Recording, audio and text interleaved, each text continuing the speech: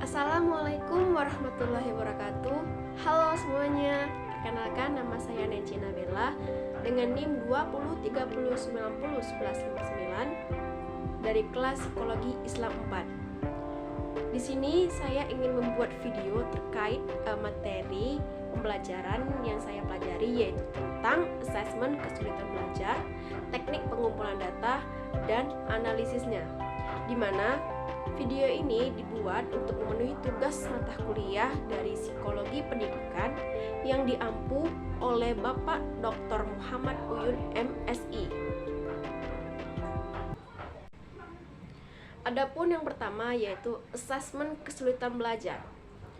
Kesulitan belajar atau learning disability ini adalah kondisi yang dialami oleh siswa yang ditandai adanya hambatan-hambatan tertentu dalam menerima dan menyerap pelajaran yang disebabkan oleh banyak faktor, bukan hanya masalah instruksional atau pedagogi saja, tetapi bisa juga merujuk pada masalah psikologis sehingga siswa mengalami kesulitan dalam aktivitas mendengarkan, berbicara, membaca, menulis, menalar, ataupun menghitung. Menurut Westwood 2004 menyatakan, faktor penyebab kesulitan belajar ini sebagai akibat dari beberapa pengaruh berikut. Yang pertama itu pelajaran yang tidak sesuai. Jadi, dari pengajaran yang tidak sesuai ini nih, membuat murid itu tuh kurang adanya motivasi untuk belajar. Yang kedua itu kurikulum yang tidak relevan. Jadi kurikulum yang berada di sekolah tersebut itu tuh membuat pembelajaran itu menjadi tidak maju dan juga tidak dalam keadaan yang sesuai. Yang ketiga itu lingkungan kelas yang kurang kondusif. Jadi mungkin beberapa murid itu mengalami pembelajaran yang kurang termotivasi karena kelas tersebut itu mungkin lingkungannya itu kotor ataupun ribut ataupun juga tidak sesuai dengan pembelajaran yang ada. Terus yang keempat itu kondisi sosial ekonomi yang kurang menguntungkan. Jadi maksud kondisi sosial ekonomi yang kurang menguntungkan ini nih, ada beberapa murid mungkin yang mengalami ekonominya itu kurang, begitupun juga keadaan sosialnya juga. Jadi murid tersebut itu tidak bersemangat lagi ataupun tidak memiliki motivasi lagi untuk melanjutkan sekolahnya. Adapun juga itu hubungan yang kurang harmonis antara guru dan anak. Jadi maksudnya itu ada beberapa murid yang tidak memiliki hubungan yang baik ataupun harmonis juga antara guru ataupun anak. Jadi mungkin ini diakibatkan oleh antar guru dan anak, ataupun juga mungkin kurangnya guru itu mengajarinya itu dengan semangat ataupun kurang fokus lagi sehingga membuat anak-anak yang lain itu kurang mengerti apa yang dipelajari dan juga yang dibahas. Yang kelima itu kurangnya kehadiran anak di sekolah. Jadi anak ini kurang hadir di sekolah, baik itu dalam keadaan pembelajaran ataupun bukan pembelajaran. Yang keenam itu ada masalah kesehatan. Masalah kesehatan ini mungkin ada beberapa anak yang tidak selalu sehat. Mungkin juga ada beberapa anak yang memang sudah memiliki riwayat penyakit. Yang ketujuh itu proses belajar yang menggunakan bahasa kedua. Jadi mungkin ada dari beberapa guru yang mengajar di kelas itu menggunakan bahasa kedua selain bahasa Indonesia. Mungkin juga di bahasa keduanya itu mungkin saja dia mengajarkan menggunakan bahasa daerah. Yang kedelapan itu kurang percaya diri. Jadi salah satu kesulitan belajar itu tuh murid ini sering merasakan kurang percaya diri akan potensi dirinya itu. Jadi terkadang mereka itu tidak berani untuk menjawab atau tuh tampil ke depan.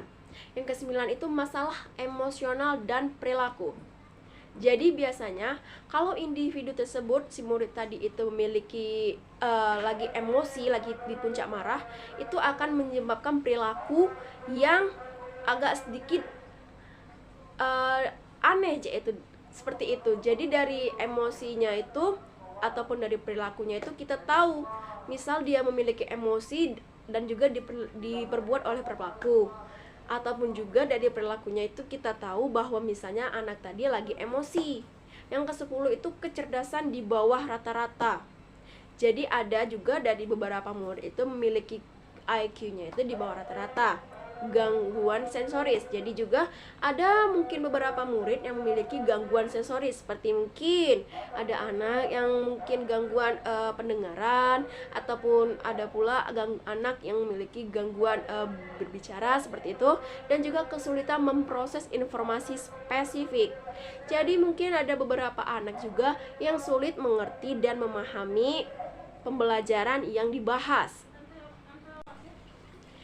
Yang kedua tuh yang B ini yaitu metode pengumpulan data dalam penelitian. Jadi sebenarnya metode pengumpulan data dalam penelitian ada banyak. Untuk yang pertama itu menurut cara memperolehnya.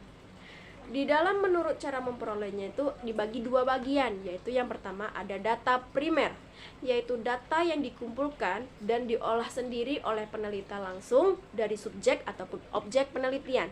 Yang kedua, data sekunder, yaitu data yang didapatkan tidak secara langsung dari objek atau subjek penelitian.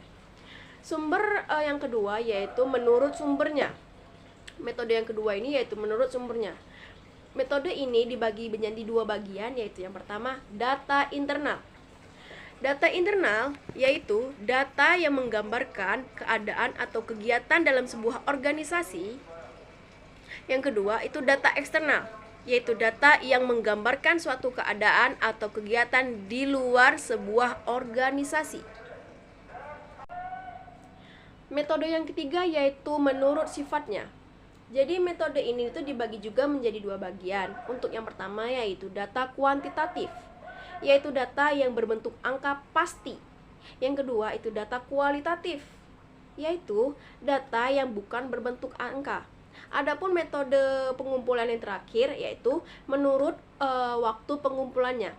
Jadi di metode ini itu juga dibagi menjadi dua bagian. Untuk yang pertama itu cross section atau incidential, yaitu data yang dikumpulkan hanya pada suatu waktu tertentu.